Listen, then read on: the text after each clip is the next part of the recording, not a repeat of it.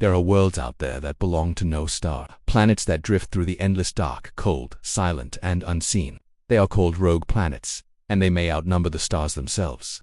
Each one a world without a home, a silent wanderer lost between the lights of heaven. For billions of years, they've drifted alone, invisible to almost everything except gravity. But now, we're beginning to find them. And what we're discovering changes everything we thought we knew about life, creation, and the universe itself. Most planets form around stars born from swirling disks of gas and dust. Gravity pulls the chaos together until a new world emerges. But sometimes, things go wrong, a collision, a violent gravitational tug, and the newborn world is cast out, flung into the cold, endless dark.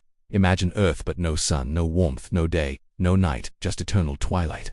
That's what a rogue planet is, a world forever drifting through space, frozen and forgotten. At first, astronomers thought such worlds would be rare, but recent discoveries suggest otherwise.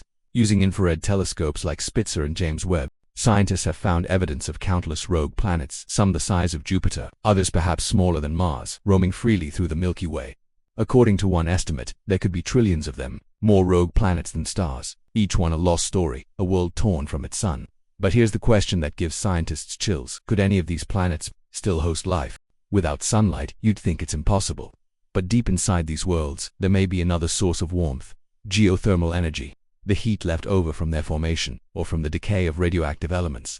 If a rogue planet has a thick enough atmosphere, or a blanket of ice insulating an ocean beneath, it could trap enough heat to sustain liquid water for billions of years. A dark ocean world, drifting through the stars, harboring unseen forms of life that never knew light, life that evolved not under a sun but under a frozen sky. Think about that. Entire biospheres could exist out there.